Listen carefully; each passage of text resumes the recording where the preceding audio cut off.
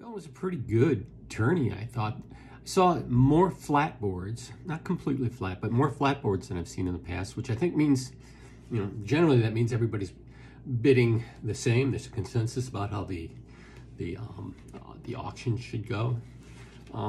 There's mistakes here and there, but almost like miscommunication mistakes. There's a sort of a string of boards in the middle where I didn't even bother. I mean, everybody did everything basically the way they were supposed to. Because we're playing imps, the fact there was one or two people who would score more, get more over tricks, is basically meaningless.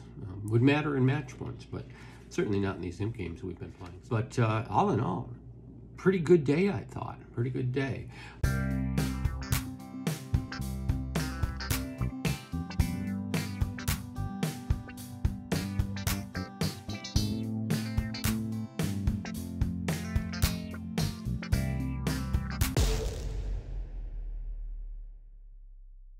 So on the first board, most people had to contend with North starting with a preempt of 3 diamonds, promising 7.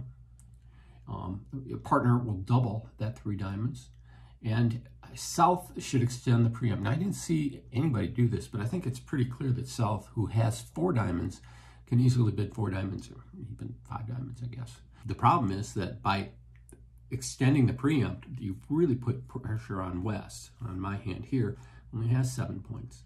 Now, the fact that he has 2 diamonds means he knows his partner will be short, right? If they're showing basically 10 diamonds at this point, then the most that his partner can have is 1.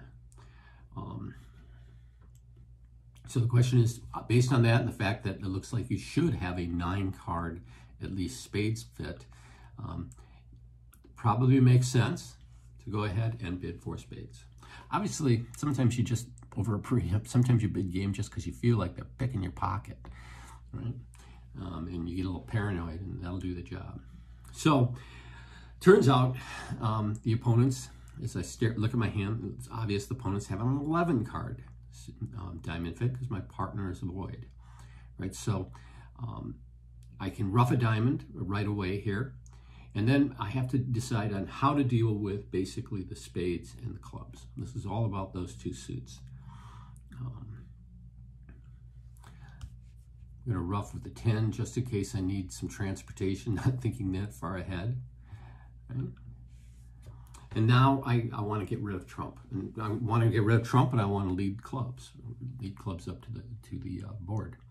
So my first issue is how to play these spades. Normally with 9 cards, we say 9 never. Never finesse with the queen with 9 trump and the ace king. But if you look at that percentage, why it's more likely that you'll get the queen to drop that way, it's only a small percentage. And basically any evidence indicating that it might not be true is sufficient to abandon it and think about making a finesse instead. Now, here, of course, the evidence that we're talking about would be that North, starting with 7 diamonds, doesn't have 2 spades to go along with it. This is just a small bit of evidence. This isn't a great bit of evidence, but is it enough to decide to take a finesse against South instead? Well, North has the 3.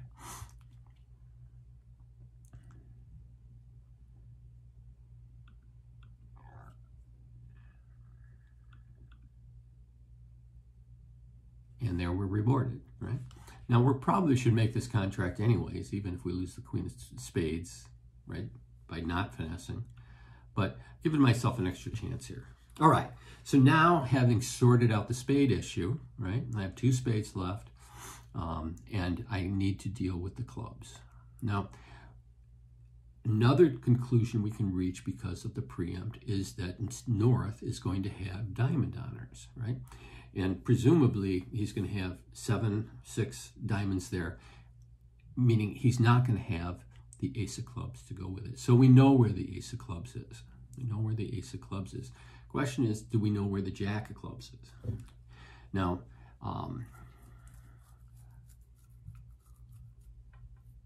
if we play them to be divided, which is generally the right move, then what we want to do is play North for the jack and let South win the ace. Now, to do that, it would probably make the most sense to go up with the queen. And then we lose the ace of clubs. We'll lose the diamond. By the way, I couldn't ruff the diamond. Why not? Because I needed to get rid of the trump. Didn't do me any good. The only way, if I'd roughed the diamond, I would have had to get back to my hand to play more spades, right? And that would have exposed my heart losers. Now, because I didn't do that, because I just went ahead and lost the diamond, now when they lead a heart, I have a covered card there, right? So now it's just a matter of, do I find the jack of clubs in the right place? So we had 8 clubs. They have 5. We would assume that that South had the ace, and it's just a matter whether it's ace jack third or ace third or ace doubleton. But I think the smartest thing here to do is go ahead and lead the 10 of clubs and hope it gets covered. And when it does, I was going to take a finesse anyways, right? Now I'm unblocked. I've got all the clubs, and the rest of the hand is mine. 2 trump to spare, making +1.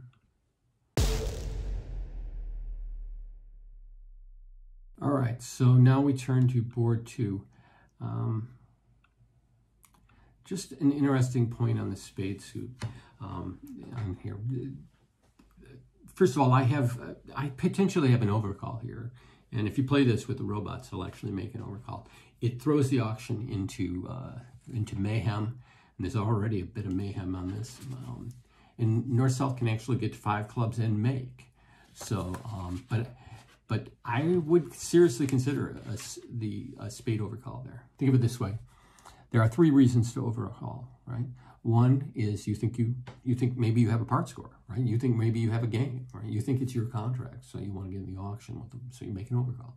Another reason is just to simply harass the opponents. You may think that that's their hand, and by inserting especially spade bids, you can interfere with their auction to the extent that they may not find their optimum contract. And the third reason to overcall is to get a lead. Okay, is to get a lead. So on this hand, right, with the ace king 10-7, I don't mind a lead, right? Certainly a spade here might cause them some problems over the heart, right? Everything's going to have to be bid at the 2 level. So it would be reasonable to do it, but I didn't do it here. Nobody did at the table. I won't do it here, but think about it. North-South go into this wild auction. This 2 spades, by the way, is not a spade bid. Look, it's called the Impossible Spade. It's essentially an invitational bid that's forcing. I'm not particularly fond of it. And we get to 3 no trump. All right, so I'm not going to double that. 3 no trump. And on defense, one of the first things you want to do before you do anything else, right, is you kind of want to see if you can figure out what kind of points your partner has. And you want to count your tricks, right? And just like when you're counting as a declare, you want to count your for sure tricks, and then you want to count your maybe tricks, right? For instance, on this hand here, I have for sure in the ace king, and then I have a maybe on the king of diamonds, and I have a maybe on the jack of hearts, right? These are potential tricks that I could take. Next thing you want to do is figure out, well, how many points are around the board? And granted, it's very difficult on this hand because the auction was so creepy-crawly.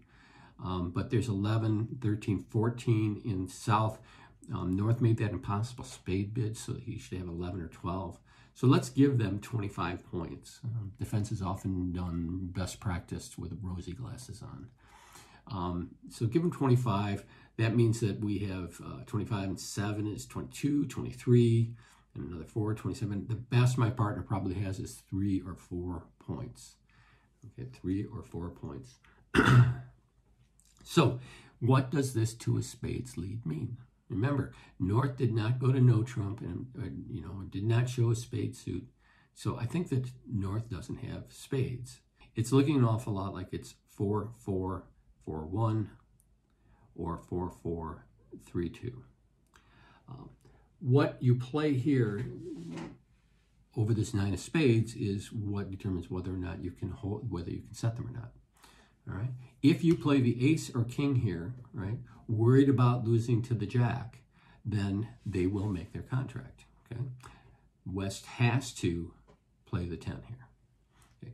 He'll have to trust that his partner has the jack of spades. Right? And that's not an unreasonable assumption. I mean, why is he leading spades? Out of the blue, I didn't bid the spades. Right? If you stick the 10 in here, there's really no downside. Okay. All right. So now I need to get back to my partner's hand, right? Just like you would do if you were the declarer, you need to play up to honors. Here, with that queen of spades and the dummy, the goal of the defense immediately has to be to catch the queen, right?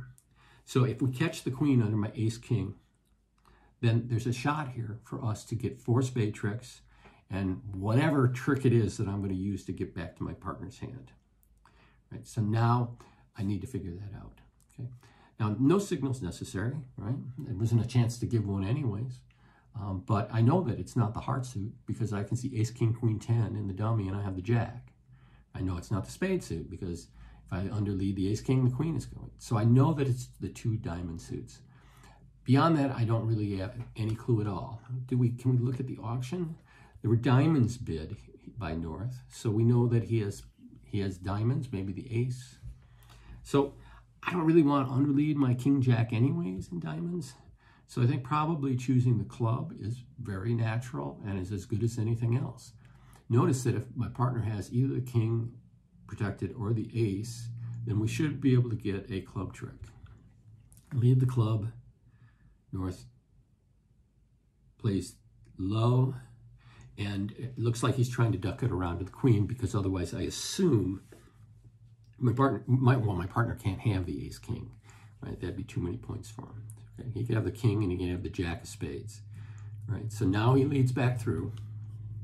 Now the only question is, was North playing with a singleton or does he have like the 8 right now?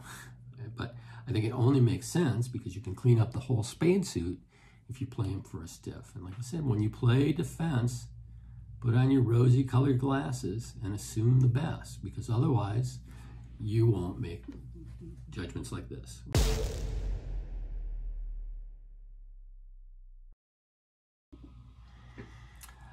So on board 7, sitting south, and the opponent's bid to a 3 no trump contract. Now, leading from no trump, we often, I guess we have a knee-jerk reaction to always lead 4th from our longest and strongest. What I'd like to suggest to you is that that's not always right, okay? What can we tell about the auction? Our long suit is the heart suit, right? And it's the suit that we would like to set up if possible. They've opened a spade, that's 5. This is a forcing bid. Could potentially have some spade suit, but the way the robots play it, if they had 3 in constructive values, he's going to bid it. Even if he's minimum 6 or 7, he'll still bid 2 spades. And then we get this jump shift. So we know that West has a 19-point hand or so, right? He has 5 spades at least and at least 4 diamonds. And that's enough for East to go. So East seems to be the party that is holding hearts and clubs, right? Didn't have a fit with spades, may have a fit with diamonds, but we can assume that he can block the heart suit. He's the one, if somebody's going to have a hard stop, it's going to be him. We assume, because West is showing a shortage. When do we lead from length? When do we lead from length? And what I want to suggest to you is that if you're weak, say that I didn't have the ace of diamonds, but I had queen 9 or something over there, then you are absolutely counting on your partner to have the right hearts, to have heart honors and have the right heart honors for you to set this up, okay? I mean, to a certain extent you are anyways, but you're counting on him being able to get back to you in the heart suit, right? If that's your only entry is in the hearts, then you need him to get back to you in hearts.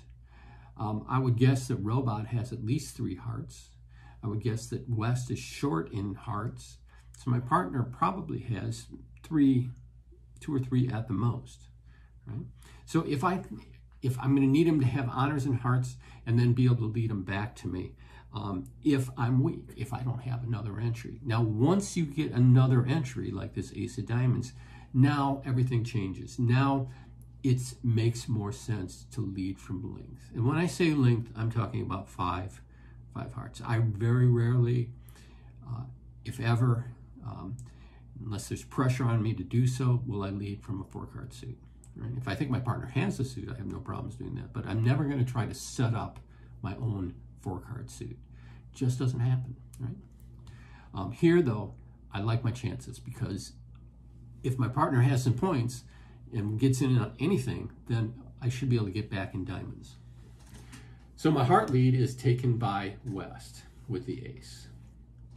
My partner plays the 2, saying I don't have the queen, right? If he's showing me count, he's showing 3, which would mean 5, 3, 3, 2. All right. Spade lead. King of spades. Notice I've got Jack 4th in spades. And East only had 1 spade. So we're going to get a spade trick, the ace of diamonds, and whatever hearts we can collect. And it looks like we're going to rely upon the queen of hearts in East. Now my partner, though, had 3 hearts, right, which means he can drive out the heart. Right? And now I have the Jack of spades, 2 hearts, and the ace of diamonds. We already have 1 trick in the bag. All we need to do is to be able to get in, and that we should be able to do. He can run a certain amount of clubs. I guess he's out of clubs, or he could have run them, I guess. But I get in with the ace of diamonds, and I've got 4 tricks, 3 more tricks to cash. So when you're leading against no trump, one thing you're always going to want to think about is, yeah, I could lead from length, but is it going to accomplish anything? I mean, will it do me any good, right? And if I didn't have an extra entry on that hand, it would have done me no good at all to lead hearts.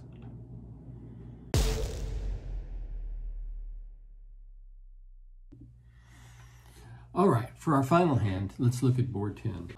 I have 14 points. I'm going to open a diamond, right? It's the minimum one no trump hand, except that I have 14 points. My partner manages a bit, and then we get a strong one no trump overcall. So the question is, should I penalize?